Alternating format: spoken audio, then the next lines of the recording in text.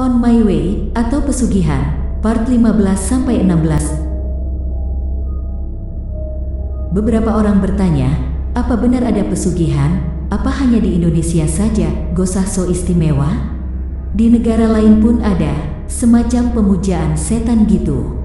Di luar sana malah berkelompok, di sini biasanya sendiri-sendiri. Ya iyalah, bodo amat orang lain susah, yang penting gua kaya sendirian, prinsip.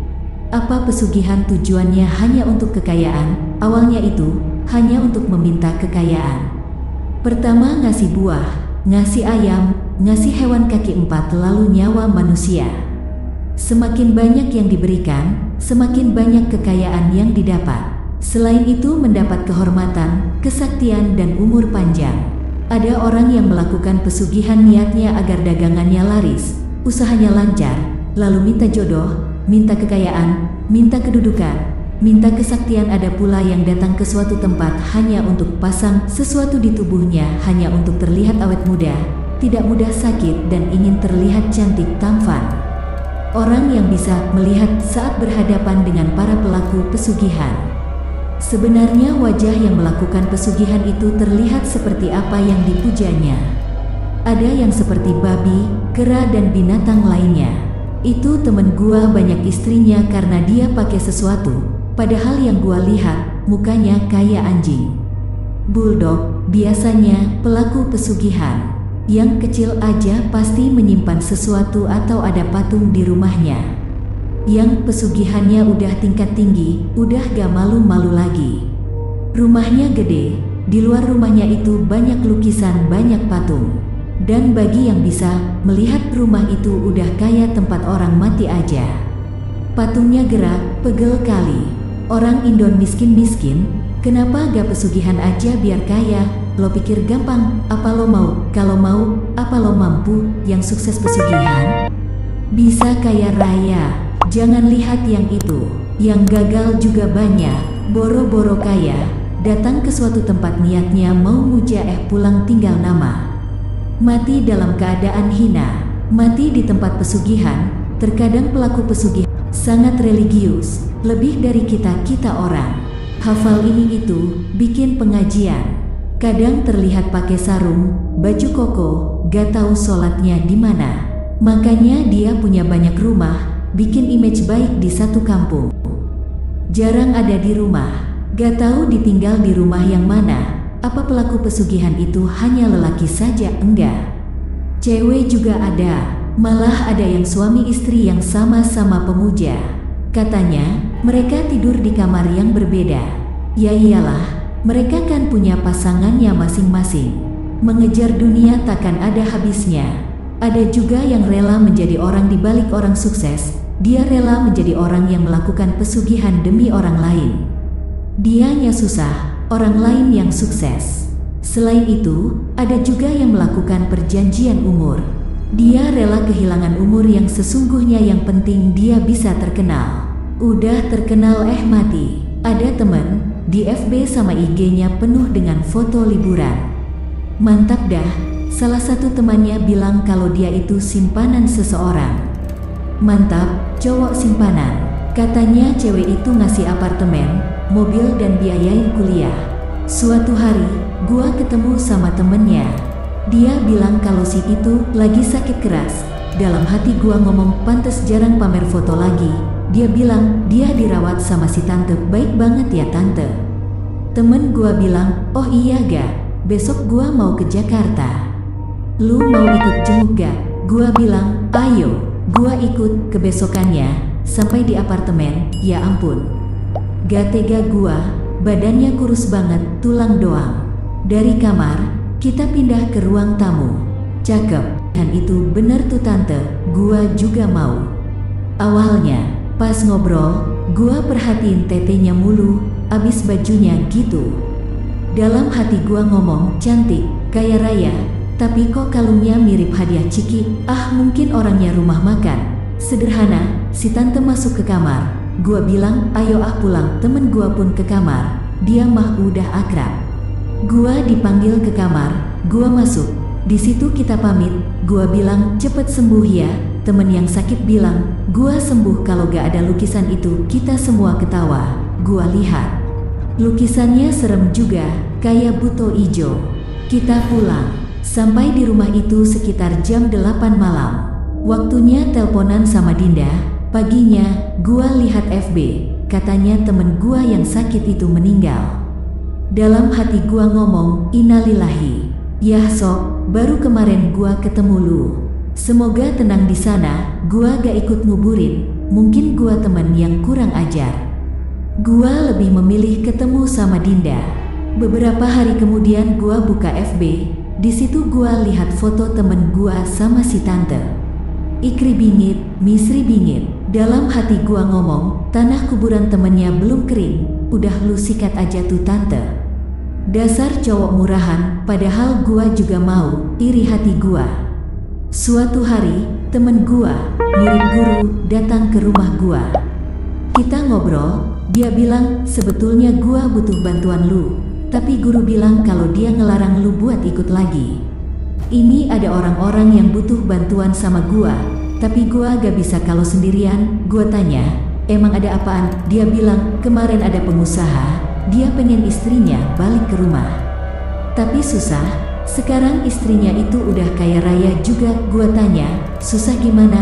Temen bilang mereka nikah jauh sebelum lelakinya jadi pengusaha dan si cewek jadi orang kaya. Sama-sama kaya, istrinya gak nurut. Gua tanya, mereka cerai? Temen gua bilang, ya belum. Ini si pengusaha pengen istrinya pulang. Ini fotonya pas gua lihat, lah ini mah si tante. Temen gua tanya, lu kenal? Gua bilang, pernah lihat. Dia tanya, lihat di mana? Gua jawab di FB. Tapi gua pernah ketemu sekali. Temen gua tanya ketemu di mana? Gua bilang di Jakarta. Waktu jenguk temen gua bilang, antar gua ke sana yuk, sekalian nyelesin yang satunya lagi. Selebihnya biar gua yang ngurus. Gua tanya, satu lagi. Temen gua bilang, iya, di Jakarta juga. Artis. Pasti lu pernah lihat dia di TV. Gua tanya, siapa? Jadi lu ngurusin 2 orang? Temen gua bilang, iya. Makanya gua butuh bantuan lu. Gua tanya, kalau yang artis itu masalahnya apa? Temen gua jawab, yang artis ini, dia minta tolong. Dia pengen ngebatalin perjanjian. Gua tanya, perjanjian apa? Kontrak kerja? Temen gua bilang, bukan kontrak kerja, tapi kontrak umur. Hah? Kontrak umur? Temen gua ngejelasin kalau sebelum sih menjadi artis, dia sudah berusaha ikut ini itu, casting ini itu, tapi gagal mulu.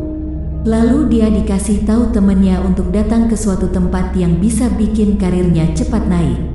Dia bikin perjanjian sama iblis dan sekarang dia udah terkenal dan pengen dibantu agar perjanjiannya dengan iblis itu batal.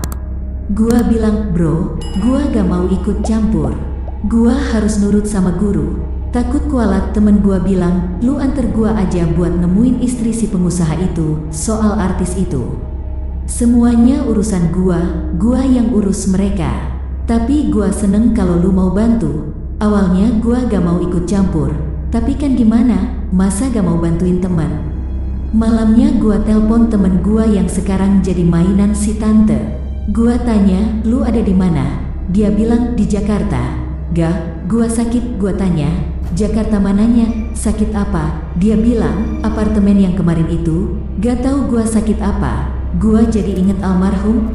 Gua bilang, ya udah jangan nangis. Besok gua kesana ya. Banyakin doa. Cepet sembuh ya. Kebesokannya, gua sama temen gua berangkat ke Jakarta. Mau jengukin temen gua yang lagi sakit di apartemen. Sekalian mau ketemu sama si tante yang merupakan istri si pengusaha itu. Pas nyampe apartemen, temen gua susah banget dihubungi. Gua nunggu cukup lama, karena gak ada jawaban. Si A bilang mereka lagi keluar mungkin.